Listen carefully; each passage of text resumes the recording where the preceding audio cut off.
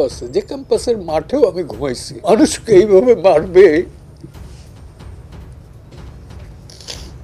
আর আমার উপদেষ্টারা বলবে যে বিশ্ববিদ্যালয় ফজলুল হক মুসলিম হলে যেখানে চোর সম্বোধন করে তোফাজ্জল নামধারী এক মানসিক ভারসাম্যহীন যুবককে যেভাবে খাবার খাওয়াতে খাওয়াতে হত্যা করা হয়েছে, সেখানে লাঠি দিয়ে পেটাতে পেটাতে সেই যুবককে খাবার খাওয়াতে খাওয়াতে হত্যার বিষয় নিয়ে যেভাবে তথ্য উঠে এসেছে, সেখানে সারজিৎ আলম সেই বিষয়টি নিয়ে যেভাবে নিজে বর্ণনা প্রদান করেছে।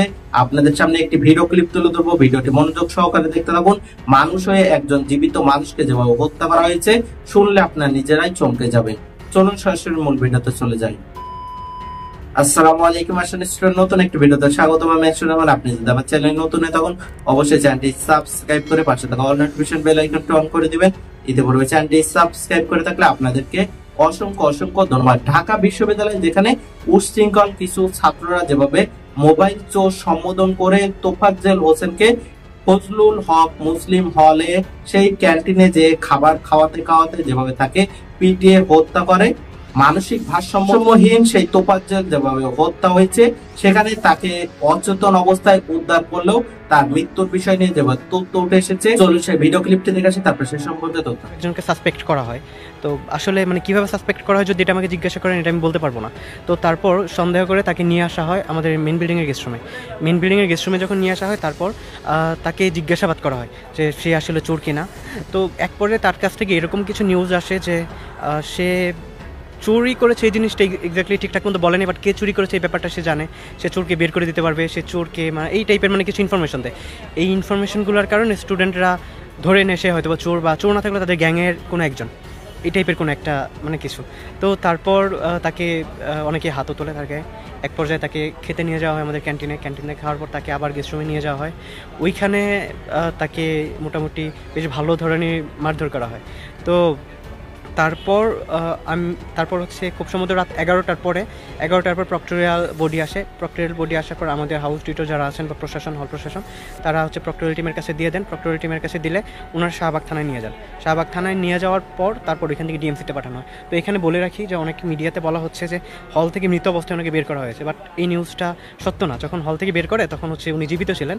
শাহবাগ নেওয়ার পর তারপর হয়তো ওনার অবস্থা খারাপ হয়। আমি বলছি না যে হলে থাকা অবস্থায় উনি সুস্থ ছিলেন, এটা বলছি না, কিন্তু হলে থাকা অবস্থায় উনি জীবিত ছিলেন। জীবিত অবস্থায় ওনাকে বের করে নেওয়া হয়, তারপর শাহবাগ থেকে ওনাকে ডিএমসিতে পাঠানো হয়।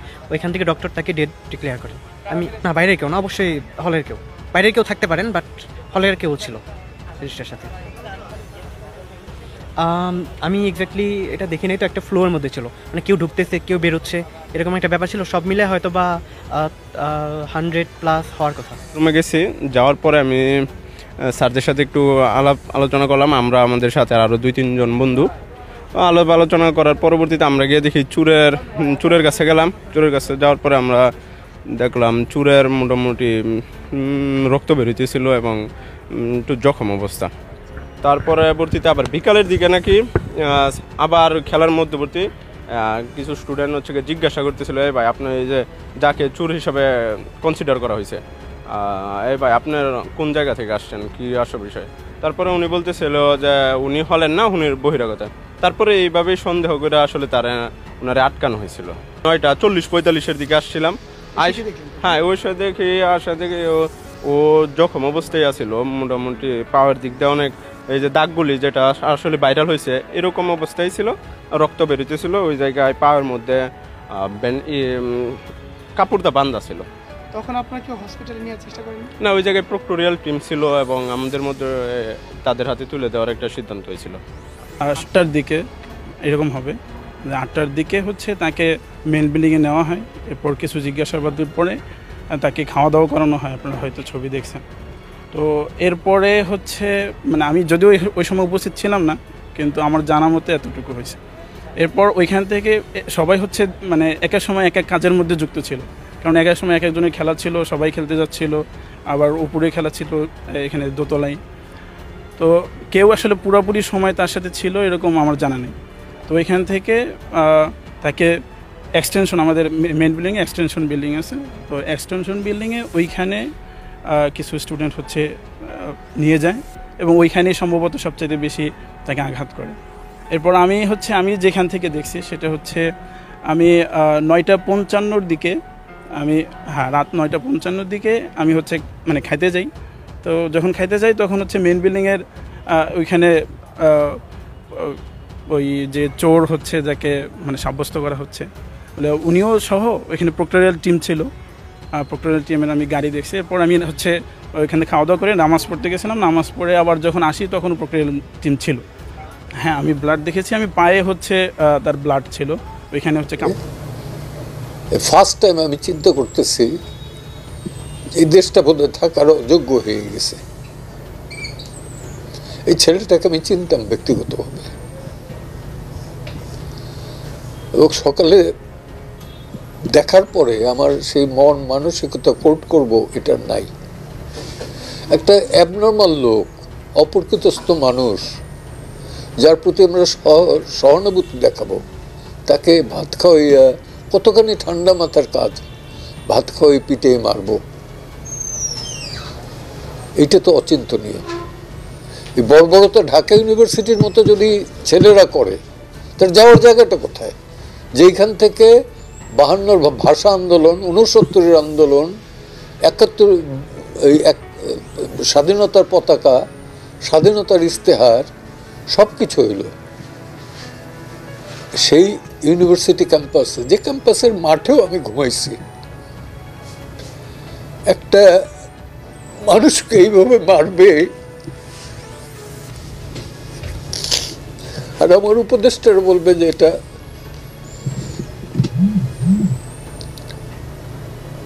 কি বলবো, যে নিন্দাজনক না কি জানি বলছে। তা আমার প্রশ্ন হলো যে স্বরাষ্ট্র উপদেষ্টা উনি এটার বিরুদ্ধে কি অ্যাকশন নিছেন?